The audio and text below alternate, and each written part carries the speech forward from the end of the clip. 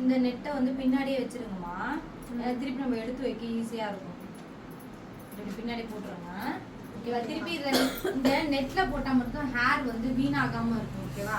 Suppose இப்போ பிரைட்டுக்கு இப்படி வச்சிரும், வச்சுட்டு அந்த ஹேரை நீங்கள் திருப்பி எடுத்த உடனே ஒரு மாதிரி ரொம்ப கிளம்ஸியாக சிக்காயிருக்கும். ஏன்னா அவங்க எடுக்கிறது அந்த மாதிரி. ஓகேவா? காலையில வரத்துக்குள்ள நலங்களாக வைப்பாங்க, பவுத்துருவாங்கல்ல.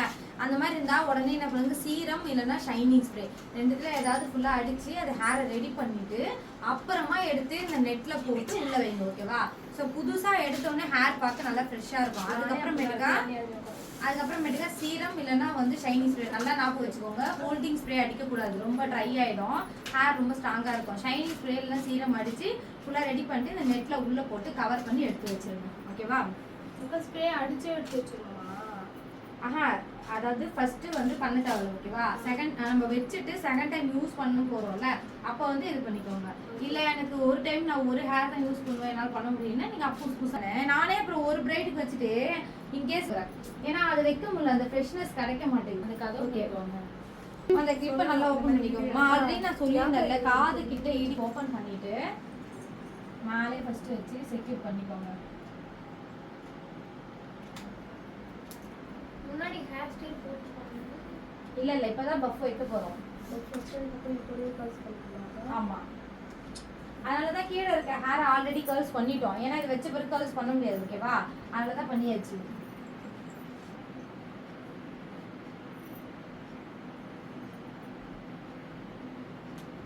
சரி, இப்போ கிளிப் பண்ணிட்டு இப்போ ஹேர் பின் வச்சு ஃபுல்லா செக்யூர் பண்ண போறோம்.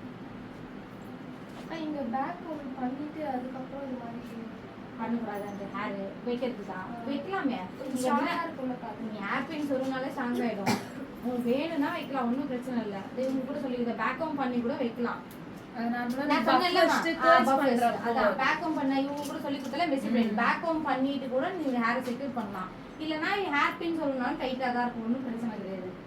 அதே மாதிரி இப்போ நம்ம இதுவெல்லாம் பண்ணுவோம்லம்மா, மெசிபிரைட்லேயே வந்து நேற்று பண்ணும் தெரியுமா, அதுக்கு வந்து நம்ம ஒரிஜினல் ஹேரே வந்து செட் ஆயிடுச்சு. ஓகேவா? அதில் தான் பண்ணி ஆக முடியும், வேற எக்ஸ்டென்ஷன்லாம் வச்சா பண்ண முடியாது. ஓகேவா? அதே வந்து இப்போ இந்த மாதிரி ஹேர் ஸ்டைல் பிரைடுக்கு நம்ம இது பண்ண போகிறதுலாம் வந்து எக்ஸ்டென்ஷன் கண்டிப்பாக தேவைப்படும். ஏன்னா நீங்கள் என்னதான் வந்து ஹேர் வந்து அவங்களுக்கு அடர்த்தியாக இருந்தாலுமே கொஞ்சம் அடிஷ்னல் ஹேர் வைக்கும் போது தான் பார்க்க லுக் வைஸ் நல்லா இருக்கும், நல்லா அடர்த்தியாக பவுன்ஸியாக தெரியும். ஓகேவா?